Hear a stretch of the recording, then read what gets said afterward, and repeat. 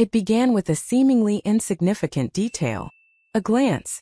Not the sort that captures your attention immediately, yet the sensation that envelopes you prior to your gaze. It was an intimate dinner, just the four of us gathered around the table. My partner, Mark. His closest companion, Jake. And Jake's girlfriend back then, a person I hardly knew. I found myself chuckling at something that didn't even warrant a smile, merely to occupy the quiet moments. As I turned, Jake's gaze met mine. Not swift, not informal. It felt as though he was observing me closely, truly observing. The manner in which my fingers danced upon the wine glass. The manner in which my smile vanished all too quickly. The manner in which my husband remained oblivious. Following dinner, Mark slipped away into his office as was his customary routine. Jake lingered in the shadows. "Are you all right?" he inquired gently, arranging plates alongside me in the kitchen. "Naturally," I replied. Yet my voice faltered. He refrained from pressing. He remained still. Yet, in that instant it dawned on me. He beheld it. The solitude I believed I had concealed so expertly. The fragment of my being that had dulled, unnoticed by those around me. As he departed that evening, he cast a single glance over his shoulder. It transcended mere politeness. It was an understanding. For the first time in ages, I felt seen. It unfolded gradually. In such a gradual manner, I might have feigned that it was inconsequential. Jake began to visit more frequently. Initially, it seemed logical. Since their college days, he and Mark had forged an unbreakable bond of friendship. They sat side by side, engrossed in the unfolding drama of the game. In the dim light of the garage, they shared laughter over cold beers. They conversed about their jobs, reminisced about the past, engaging in discussions that held no significance for me. However, after some time, he remained even in Mark's absence. "Is Mark delayed?" he'd inquire, leaning nonchalantly against the kitchen counter. "He always does," I would reply, a faint smile playing on my lips, and then we would engage in conversation. Concerning literature. Concerning the realm of music. Regarding the trivial matters that no longer arise with my husband. Initially, I overlooked just how simple it truly was. The way Jake absorbed every word. How his gaze remained steadfast, never wandering to his phone. He chuckled at the tiniest remarks I made, as if they held great significance. On one fateful evening, Mark called off dinner at the very last moment. Engaged with a client at the moment, Jake chose to remain regardless. He assisted me in arranging the table, assisted me in preparing a meal. As we settled into our seats facing one another, felt entirely right. It was a pleasant sensation, excessively pleasant. I found myself captivated by the movement of his hands. Firm, deliberate hands that operated with intention, in stark contrast to my husband's absent-minded movements. As I extended my hand toward the salt, our fingers lightly grazed against each other. It was merely a trifle, merely a brush. Yet my breath was stolen away. He observed. His gaze lingered on mine for a moment that stretched just a heartbeat too long. And then a smile graced his lips. Gentle, as if it were a hidden truth. As he departed that evening, he remarked, "Dining solo shouldn't be your only option." I wished to convey to him that solitude was not my companion, that I possessed Mark. Yet the words remained elusive. In that instant it dawned on me. Solitude enveloped me. Yet it was Jake alone who appeared to grasp the truth of it all. Mark had ventured beyond the confines of the city. Yet another journey for work awaits. Yet another vacant bed. I spent the evening in a tranquil manner, nestled on the couch with a book that remained largely untouched. The house was enveloped in an unsettling silence. At that moment, a gentle rap at the door. Gentle, somewhat reluctant. As I swung the door open, there stood Jake. "I just wanted to check in and ensure you weren't feeling utterly bored in his absence," he remarked, lifting a bottle of wine as if it were a peace offering. I ought to have declined. I ought to have mentioned that it was getting late. Yet I refrained. I welcomed him inside. We gathered around the dining table, the wine shared between us, engaging in a discourse that dances between the profound and the trivial. Seemed effortless, exceedingly simple. He recounted tales from their university years. reflecting on the mischief they often found themselves in. There was a moment when Mark teetered on the brink of expulsion. I found myself laughing more than I have in months. And then, the laughter gradually diminished, leaving only silence in its wake. Uncomfortable moments are absent, unconstrained, simply weighty, our gazes locked. Embrace them. You are worthy of so much more than this, you realize, he murmured. Softly, what do you mean by more? He paused before responding, simply cast a glance in my direction, truly observed. As my fingers curled around the stem of the glass, as my lips parted, it felt as though I was anticipating something elusive, something I dared not to name. Then his fingers grazed against mine. This time it's deliberate. Deliberate. Unhurried. I ought to have taken a step back. I did not. I allowed the moment to stretch out, savoring its essence. My heart raced with intensity. My breath is shallow. In that moment he leaned closer and murmured, "That's something I've had on my mind for quite some time." I refrained from inquiring about his meaning, for the simple reason that, at the core, I was already aware. The hour was late. It is now past the hour for a guest to remain present. The wine bottle teetered on the brink of emptiness. The flickering candles on the table cast a gentle glow, their wax melting slowly and gathering at the edges. Jake remained still, not making a move to depart. I did not request that of him. We found ourselves nestled together, much nearer than when we first began. So near that I could sense the warmth of his arm penetrating the delicate fabric of my blouse. Our conversations had come to a halt, merely browsing. At one moment a nervous laugh escaped me, concerning the void. He inclined his head, observing me as if he were committing every detail to memory. "Your laughter feels like a secret," he remarked. The words resonated more profoundly than I had anticipated. "What is there to conceal?" I inquired, despite the fact that I was already aware. "How profoundly isolated you truly are." I gulped, challenging, for the simple reason that it had never been spoken aloud. Not even I. And then it occurred. He lifted his hand, softly tucking a stray lock of hair behind my ear. It was merely a trivial detail, incredibly gentle. Such caution. Yet it seemed to transcend that. Excessive. My breath hitched. His hand hovered close to my face. I remained steadfast, unwilling to retreat. I was unable to. The atmosphere surrounding us seemed vibrant, burdened by the unspoken truths we were never meant to voice. Then softly, "Command me to leave," he said. "Convince me you don't desire this." Yet the words remained unspoken, and that stillness resonated more profoundly than any response ever could. The stillness was excruciating. My heart raced, thumping in my throat, tingling in my fingertips, awakening every part of me that had long been dormant. Jake continued to observe me intently. Near. Uncomfortably near. "Anna," he murmured, as if my name were a delicate treasure. "My name is a reflection of my identity, not sister." It lacked the courteous, playful inflection he adopted in Mark's presence. "Only my name." Then his hand shifted, gradually, with careful consideration, until his fingers grazed my jawline. I ought to have intervened. I ought to have reminded him of my identity. Yet I did not. The way he touched me felt undeniably right. It felt essential. His thumb glided along the edge of my lips. Gentle. Experimentation in progress.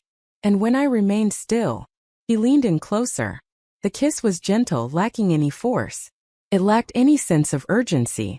The pace was languid, soft, as if he had been suppressing it for ages, reluctant to spoil the moment by hurrying through it.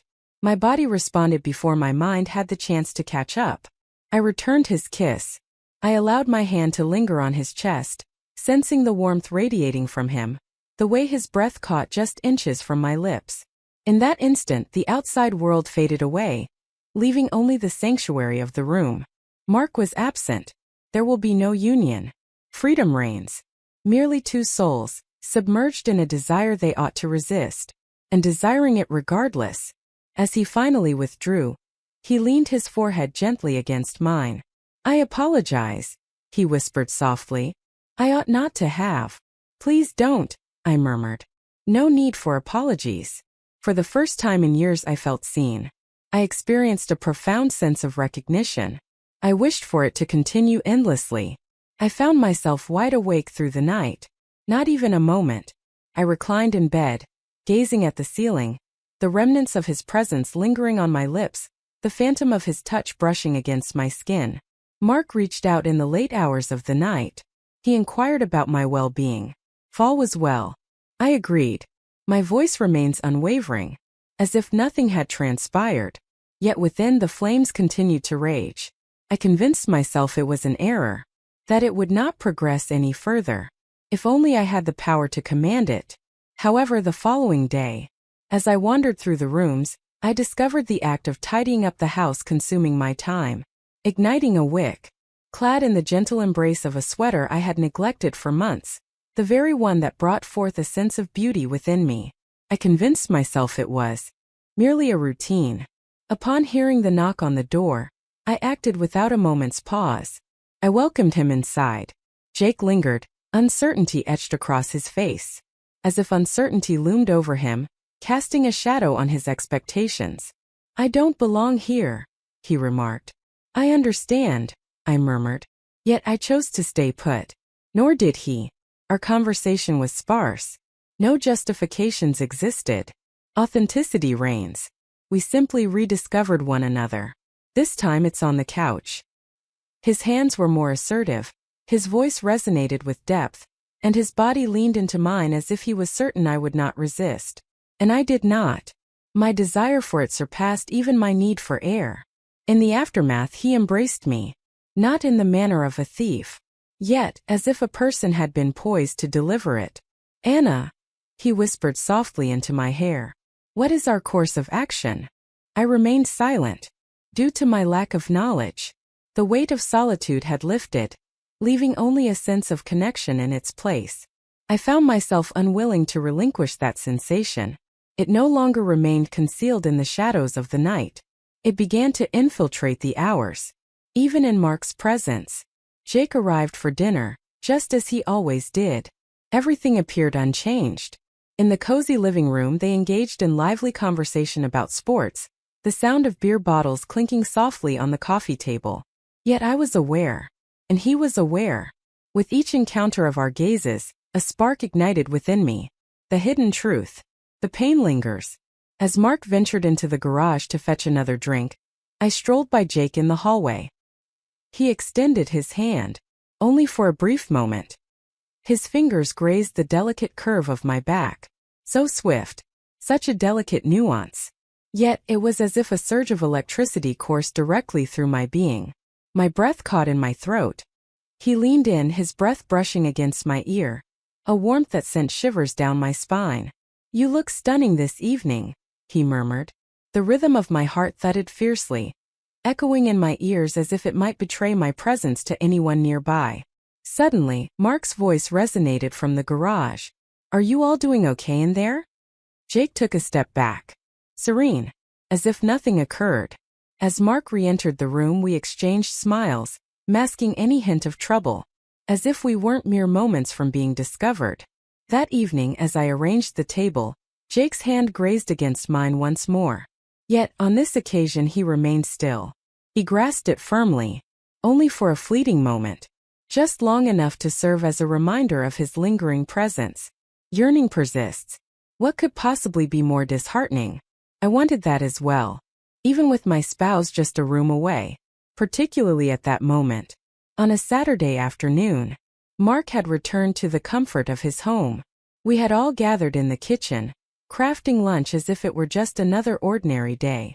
Melodies drifting gently through the air, the aroma of garlic and herbs wafting through the atmosphere. Suddenly, the sound of Mark's phone pierced the silence. He ventured outdoors to answer the call.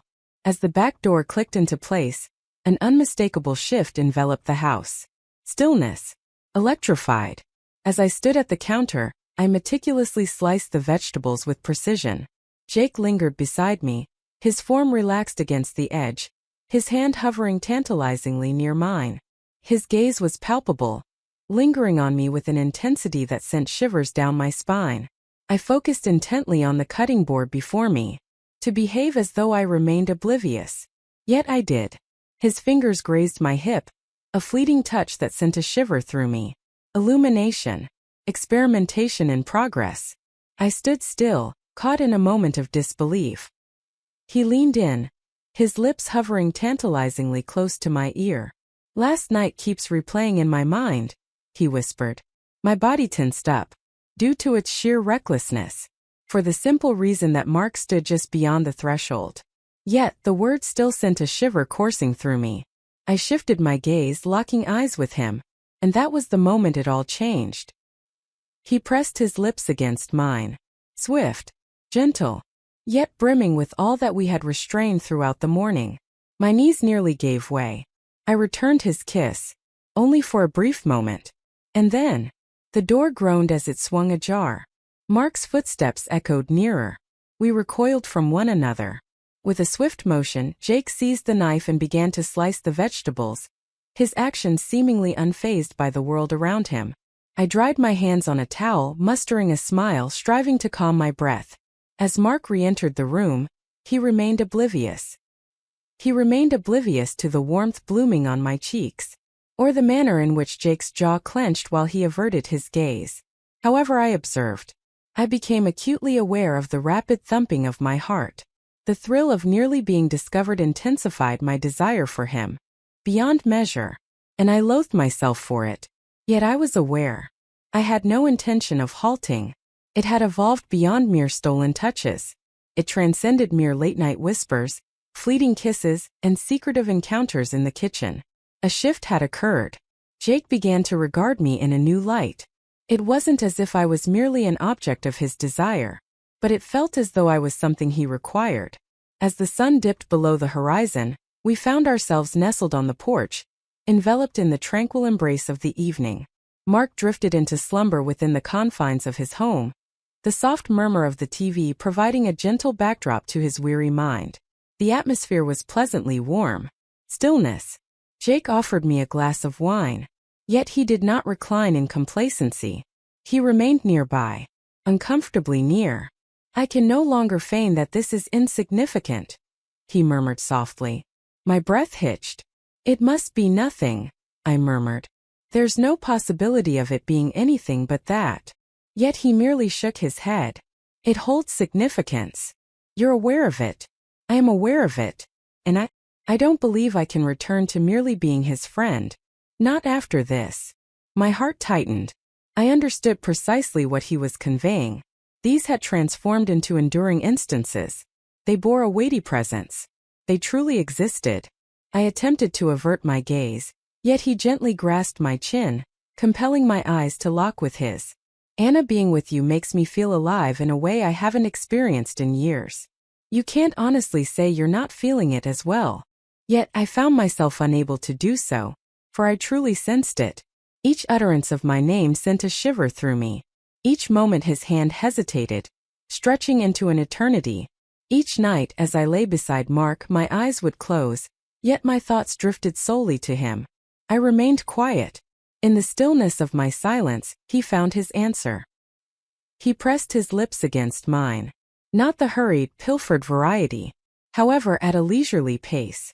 Profound, as if it carried a weight neither of us could escape. As he withdrew, he leaned his forehead gently against mine. "I desire more than fleeting instances," he declared. "I desire you." In that moment it dawned on me that this was more than a mere affair. This was a decision made. A decision I found myself unprepared to confront, yet was already occurring each time I allowed him to make contact with me. It unfolded on a night that seemed unremarkable. Mark had succumbed to slumber once more at an early hour. A prolonged day stretches on, accompanied by yet another justification. The home lay in stillness, broken only by the gentle hum of the refrigerator and the delicate patter of rain on the windows. Jake had arrived ahead of time. He ceased to knock altogether. Upon laying eyes on him, I made no effort to feign uncertainty. I did not decline. I simply allowed him entry, and this time it unfolded without haste. It was not taken without permission. The pace was languid, gentle, as if two souls weary from evading reality had at last embraced the undeniable truth. He peeled away my layers as if I were a treasure, as though he sought to etch every detail of me into his memory. For the first time in years, a sense of shame about my body eluded me. I experienced a sense of being desired. We glided together in silence, our breaths intertwining, the rain's melody enveloping the unspoken words between us. And when it concluded, he lingered, not in a hurry to depart. He remained, embraced me. He ran his fingers gently through my hair and murmured, "I wish for this moment to last forever. I can no longer maintain the facade." In that instant I realized I couldn't either. It had transcended mere solitude. It transcended mere excitement, defiance, or the desire for ephemeral recognition. It was love pure and undeniable, the inappropriate type, a type that defies existence. Yet it existed, vibrant, and it signified that retreat was no longer an option. That night, I lay down beside my husband. Yet as I shut my eyes, it was not his visage that met my gaze. It wasn't the name that echoed in my thoughts. It was indeed Jake. And I understood that the truth would inevitably seek me out. However, at this moment, for a brief moment more, I decided to remain adrift in the solitary realm where I still sensed the pulse of existence.